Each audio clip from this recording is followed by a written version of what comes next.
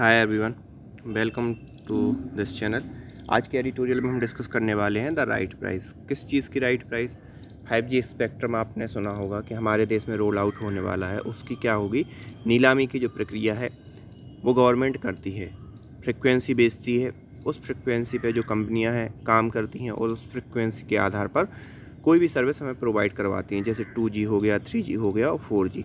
ये उसी कालक्रम या उसी व्यवस्था के अनुसार हमारे लिए सुविधाएं मिल रही हैं। अब इसी क्रम में 5G सर्विस प्रोवाइड करवाने के लिए गवर्नमेंट क्या कर रही है? ऑक्शन कर रही है या नीलामी कर रही है। तो उसके दरमियान जो प्राइस है उस चीज़ को लेकर कहीं ना कहीं जो परचेज़ करने वाली कंपनियां हैं और जो ट्राई है, इनके बीच प्राइस को लेकर थोड़ा सा सहमति नहीं बन पा रही है, क्योंकि जो 5G का पूरा ओवरऑल इंफ्रास्ट्रक्चर है वो महंगा पड़ता है और फिर उसकी जो रनिंग कॉस्ट है वो भी महंगी पड़ेगी। जो रनिंग कॉस्ट महंगी पड़ेगी तो ये एक व्यवहारिक नहीं होगा कि भारत के हर एक लोग उस चीज़ के लिए अफोर्ड करें। जब अफोर्ड नहीं करेंगे तो अंतर्गत पर लॉस किसका होगा? जो कंपनी वहाँ पर 5G की सर्विस दे रही हैं, क्योंकि अगर लोग खरीदेंगे ही नहीं तो फिर क्या फ़ायदा होगा उस चीज़ का। तो उसी के दरमियान इस चीज़ को इस एडिटोरियल में डिस्कस किया गया है। तो स्टार्ट करते हैं इस एडिटोरियल को। स्टार्ट करने से पहले अगर आपने चैनल को सब्सक्राइब ना किया हो तो please hit the subscribe button and also join our Telegram channel, जहां पर मैं इस पर्टिकुलर एडिटोरियल की PDF शेयर कर देता हूं, तो खुद से भी जाकर आप इस एडिटोरियल को पढ़ सकते हो। और हाँ, अनअकैडमी पर भी अगर आप कोई सब्सक्रिप्शन लेना चाह रहे हो तो आप हमारा रेफरल कोड यूज़ कर सकते हो, SHRI NATH एंड 10। ये आप रेफरल कोड यूज़ करके जो भी मैक्सिमम डिस्काउंट होगा वो उसे आप अवेल कर सकते हो।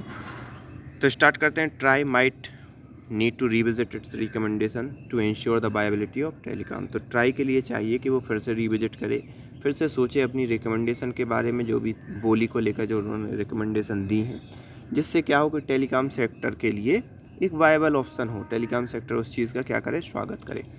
The telecom Regulatory Authority India latest recommendation on auction of airways identify for 5G service, particularly the pricing of a spectrum, have triggered the disappointment within the industry। तो यहाँ पर जो अभी रिसेंट रिकमेंडेशन ट्राई की आई हैं उससे क्या हुआ है? स्ट्रेस आ गया है इकोनॉमी में, या जो बाजार है बाजार के अंदर डिसअपॉइंटमेंट की बात देखी जा रही है। मतलब जिस हिसाब से उन्होंने सोचा था कि हमें इस टाइप से 5G का जो स्पेक्ट्रम मिलेगा उस टाइप से मिल नहीं रहा, तो ये चीज़ें यहाँ पर देखने को मिली हैं। While try has proposed cut off about 35 to 40% reserve price at which relevant frequency band of spectrum could be auction. तो यहाँ पर लेकिन अभी ट्राई ने क्या किया कि जो रिजर्व प्राइस होता है ना, जैसे जब ऑक्शन होती है तो कहा जाता है कि भाई आपको इतनी तो मिनिमम अदा करनी ही पड़ेगी पेमेंट, उससे नीचे आप बोली नहीं लगा सकते। तो वही जो मिनिमम रिजर्व प्राइस है उसमें लगभग 35 से 40% तक कटौती की है ट्राई ने। जैसे पहले अगर उसने मिनिमम रिजर्व प्राइस 100 रुपये रखी थी तो अब उसने 60 रुपये तक कर दी है, जो भी महत्वपूर्ण ब्रांड हैं उन पर। और ये ट्राई का कहना है, telecom service provider contended that recommendation run counter the spirit behind the relief cum reform package unveiled by the government last September। और जो टेलीकॉम रेगुलेटर्स हैं, जो मतलब प्रोवाइडर्स है, टेलीकॉम सर्विस प्रोवाइडर, उनका कहना ये है कि जो रिकमेंडेशन आई हैं वो गवर्नमेंट की जो स्पिरिट है, रिलीफ कम रिफॉर्म, मतलब रिलीफ भी देंगे थोड़ा, उस रिफॉर्म के लिए रिलीफ भी देंगे, उसके अनुसार ये चीज़ें नहीं चल रही हैं। ये उसके अगेंस्ट है, उस आत्मा के अगेंस्ट है, उस सोच के अगेंस्ट है। Unveiled by the government in acknowledge the extent of stress as well as the ripple effect of the protracted distress in the industry would have on the economy। तो इनका कहना है कि अगर आपने इस स्ट्रेस को या टेलीकॉम इंडस्ट्री के स्ट्रेस को आपने नहीं समझा या उसके अनुसार चीज़ें नहीं की, तो वो कहीं ना कहीं आपकी इकोनॉमी में रिफ्लेक्ट होगा। क्यों रिफ्लेक्ट होगा ये मैंने आपको पहले ही बता दिया था। कोई अगर व्यक्ति अपना इन्वेस्टमेंट करेगा और उसे प्रॉपर पैसा नहीं मिलेगा तो फिर वो क्या करेगा? फिर अपना इन्वेस्टमेंट कम करेगा। अपना इन्वेस्टमेंट कम करेगा तो लोगों का इंफ्रास्ट्रक्चर में वो कमी लाएगा, इंफ्रास्ट्रक्चर के इन्वेस्टमेंट में कमी लाएगा।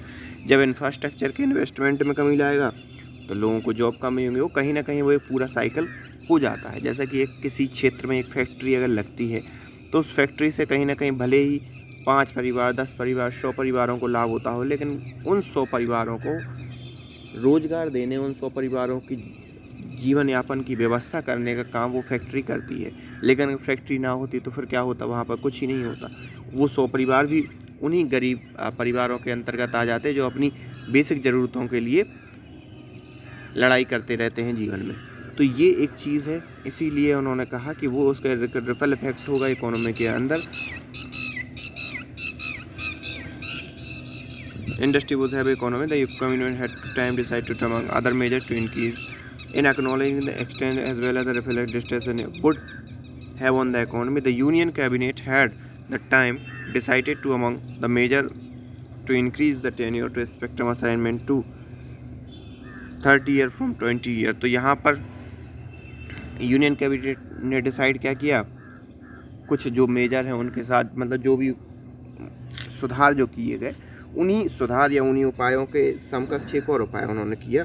उसके अंतर्गत ये किया कि भाई जो स्पेक्ट्रम का टेन्योर है वो हम 20 साल से कितनी 30 साल तक कर देंगे। मतलब जो हम आपको लाइसेंस देंगे वो 20 साल ना देकर हम 30 साल दे देंगे।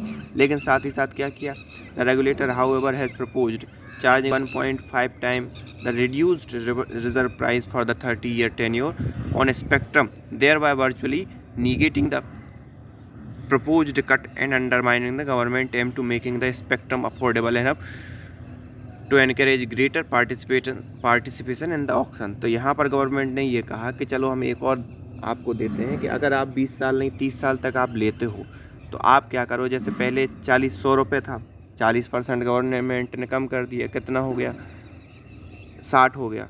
लेकिन गवर्नमेंट ने ये भी कहा कि आप 30 साल तक ले लो, और 30 साल तक लेने के बजाय आप क्या करो, जो भी हमने रिजर्व प्राइस कम की है उसका 1.5 गुना दे दो। मतलब अगर 60 रुपये की है तो आप 90 रुपये दे दो, 30 साल के लिए ले लो। तो कहीं ना कहीं गवर्नमेंट ने 100 रुपये से कम की थी, लेकिन अब प्रॉपरली वो कहाँ फिर से पहुँचा रही है, फिर से लगभग 100 रुपये के आसपास पहुँचा दिया। तो इनका ये कहना है कि भाई आपने जो प्राइस कम की थी उसका मतलब क्या, लेकिन यहाँ पर टाइम तो बढ़ ही रहा है। तो ये एक अलग देखने वाली बात है।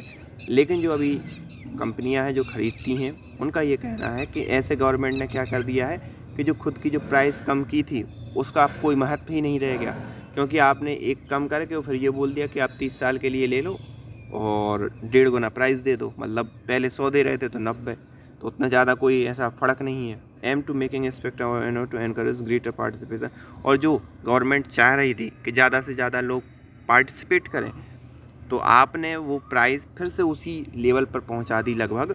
तो अब फिर वो कैसे हो पाएगा। तो ये मतलब जो कंपनियां हैं जो ऑक्शन लगाती हैं उनका कहना है।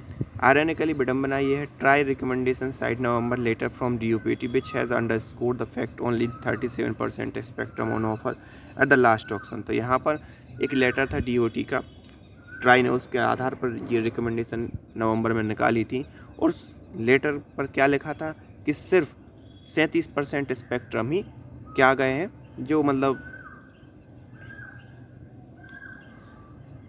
which had another fact offer at the last 37% spectrum ही यहाँ ऑफर हुए थे लास्ट ऑक्शन के अंदर, और जो सोल्ड भी हुए, showing that the regulator was conscious of the need to further rationalise the reserve price. तो यहाँ पर आपको देखना होगा कि 100% कोई चीज़ मार्केट में लाई गवर्नमेंट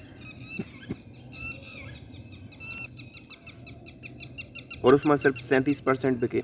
इसका मतलब क्या है, जो बोली लगाने वाले हैं वो बहुत कॉन्शियस हैं किस चीज़ को लेकर, कि भाई जो रिजर्व प्राइस है उसके बारे में कुछ और गवर्नमेंट करे, जिससे उन्हें जो है पूरा जो ओवरऑल कॉस्ट है उन्हें बियर करने में मदद मिले।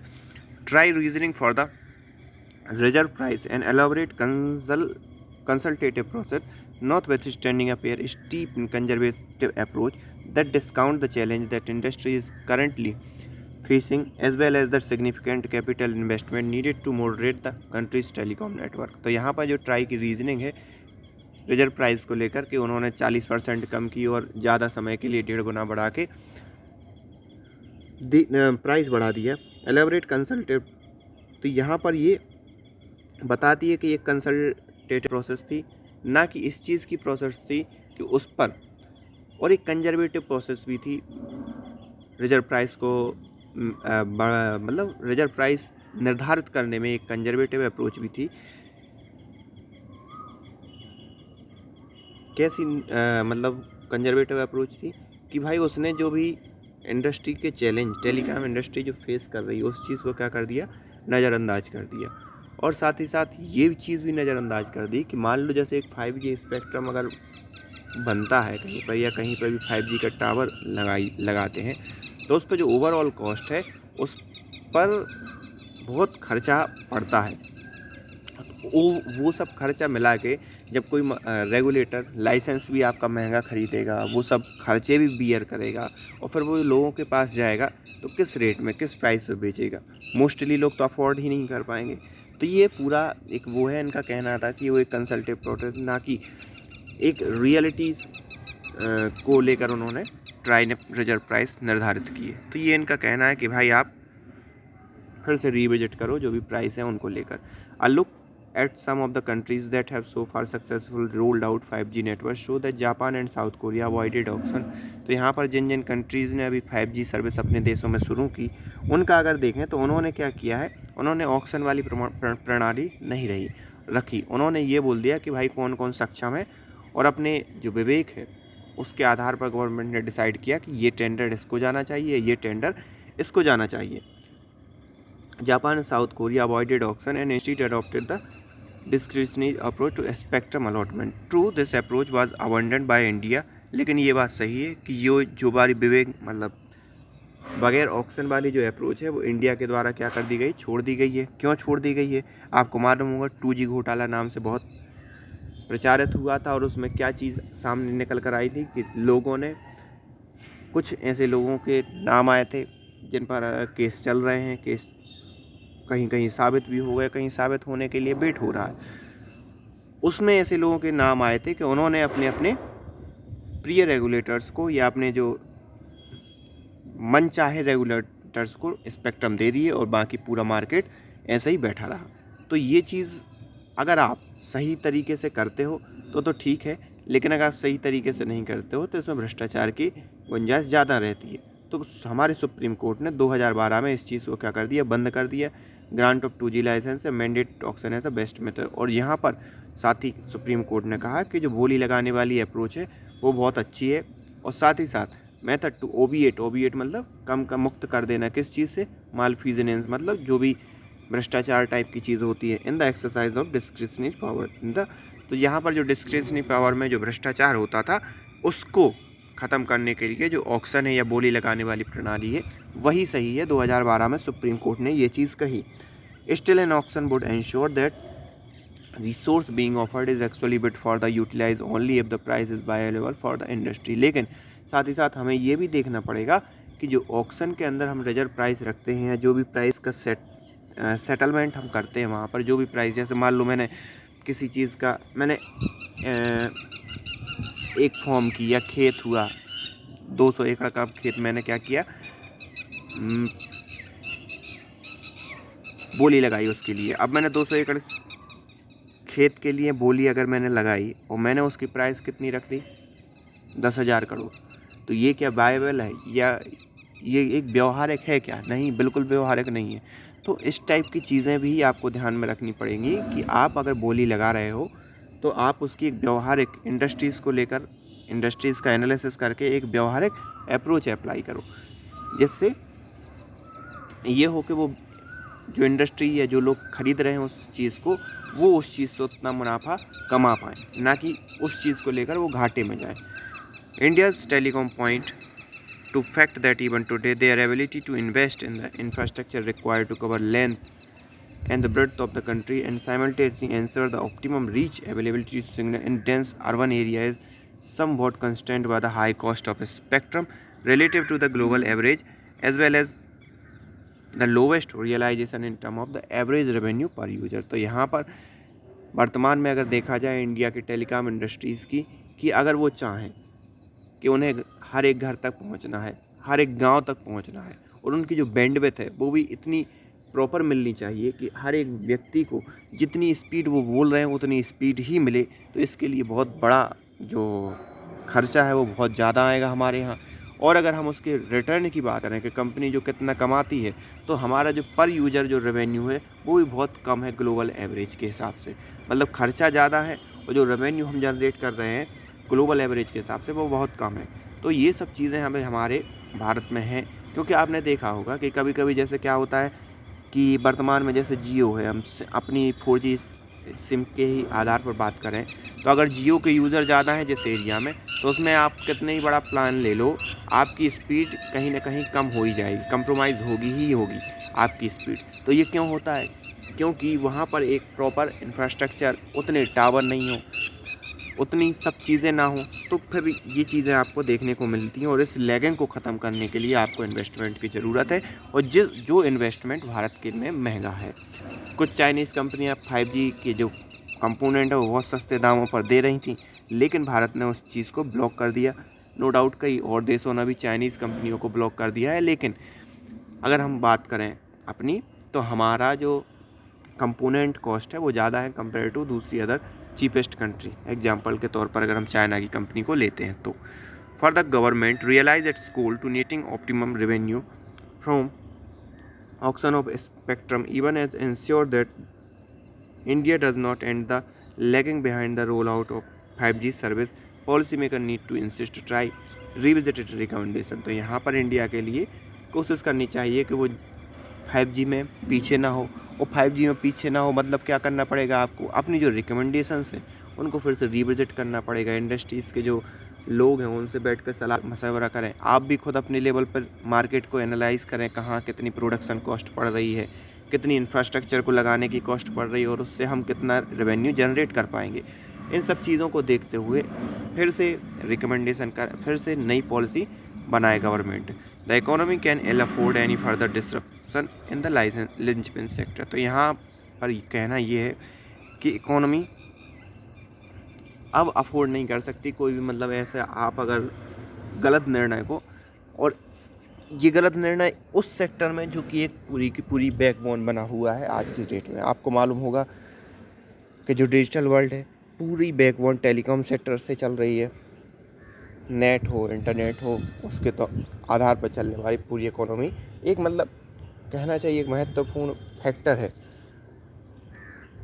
एक टेलीकॉम सेक्टर। तो वो अगर किसी भी प्रकार से गलत निर्णय या उसके चक्कर में फंस जाता है तो वो अफोर्ड नहीं कर पाएगा। तो आई होप आपको ये एडिटोरियल समझ में आया होगा। So thank you for this editorial and stay tuned.